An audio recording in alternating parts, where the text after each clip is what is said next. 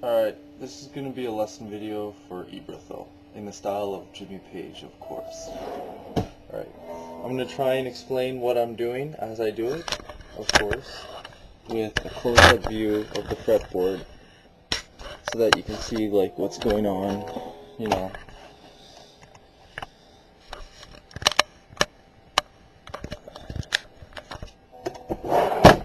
Okay, so I'm going to try and point out the frets, of course, but again, the main purpose of this video is to just give you licks which you can work on in the style of Jimmy Page, obviously. So, one thing that Jimmy Page would like to do is he likes to work in the E box, which is between the 12th and the 15th fret. So, one of the main licks that he does is this.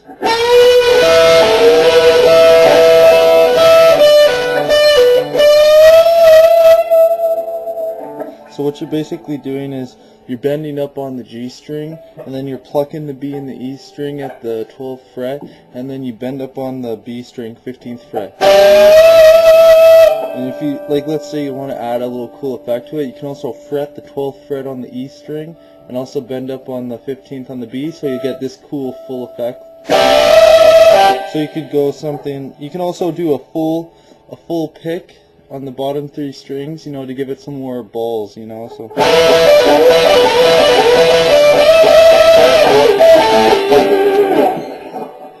Right, and then one of the licks that he likes to do is he likes to use these 3 notes, right?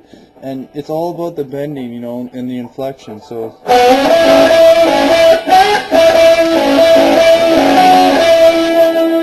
And then like that's at the 9th and 11th, right? And then he would go into that first technique I showed you, right? Like,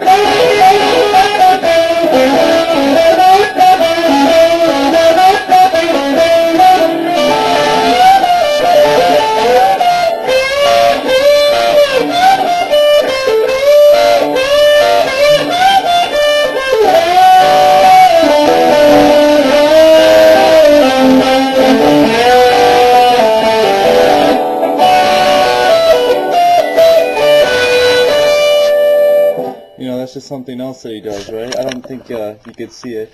He likes to do a lot of like quick, I like to call them hammer bombs, right? Because he just does a lot of quick notes up here, right? Like in the open position, so it'll be like,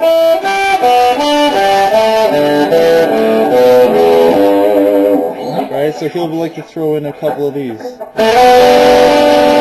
So that's basically your E pentatonic, right? So it goes.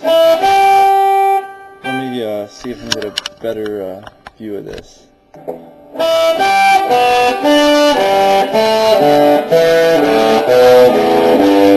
And then from there you go.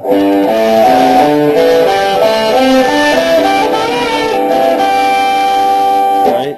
So it's just connecting shapes from the E and A, right? So one thing that he'll like to do, this is from the Song Remains the Same DVD. He likes to go like,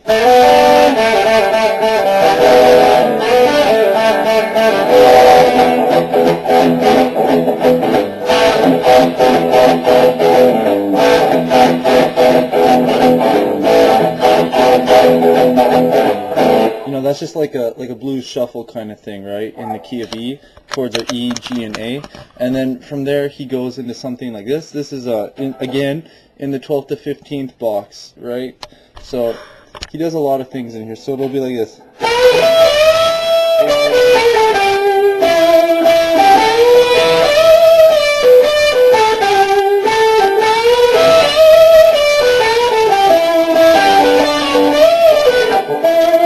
Right, so you can just like ad-lib a lot of stuff with Jimmy Page, right? It's about the improvisation and like the energy of the song. One of again the classic little boxes he likes to use. It's featured a lot in Whole Lotta Love. What he'll do is like I'll show you the solo, and then I'll show you how you can work around it. So the Whole Lotta Love solo after the theremin part is.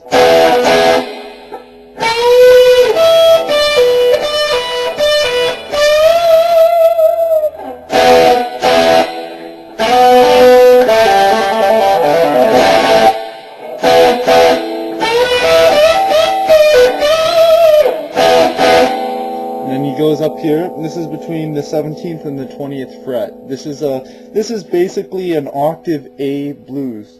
Like, instead of playing it up here like the Stairway to Heaven,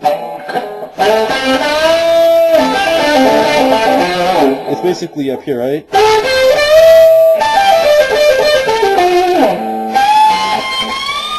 Right, you know, but he likes to, he's got a bunch of shapes that he uses, right, and that's what the point of this video is. So he'll be like,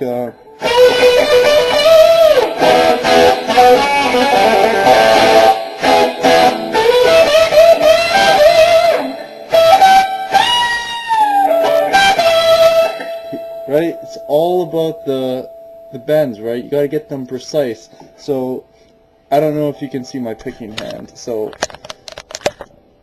Oh, also, Matt, just to show you, took off the bridge. Pickup cover gives it a nice, brighter sound. I'm using 9s now instead of 10s. Thinking about getting the tuning heads changed, right? So, just off topic right there.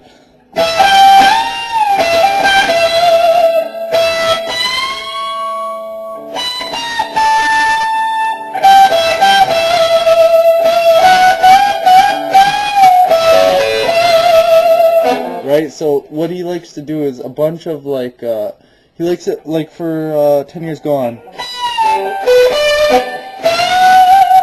He likes to bend it's all on the top 3 strings, the G, the B, and the E, right? So what he likes to do is he likes to bend it and without picking the note, and then pick the note and release it. Right? So he likes to do a lot of stuff like that, right? Another classic Jimmy Page solo technique, because he's got the little blues things that he does in Whole Lotta Love, a little bit in Dazed and Confused, and then when he was traveling in Morocco, he would play with some of the musicians there, and they really influenced him heavily, right? So some of that kind of technique you can see featured in No Quarter, where he does hammer-ons right here, the 11th to the 14th.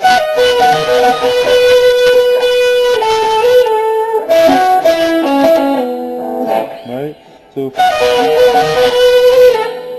I don't really know that's technique the best, but some main Jimmy Page chords is a D. What Jimmy Page likes to do, he'll add little notes into regular chords. So you got your D, right?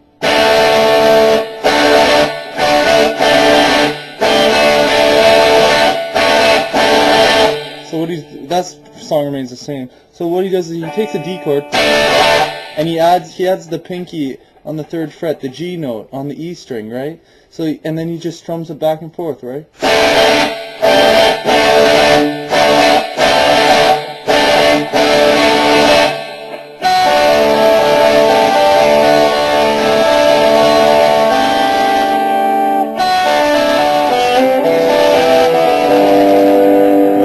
So he just likes to do, like, he's one guitarist. A lot of people would say that Jimmy Page could make it sound like 2 guitars were playing. So as he's playing the chords, he hits these melodies, right? So I'm just going to show you a little bit of how many more times. Another chord Jimmy Page would use would be, there's the major chord.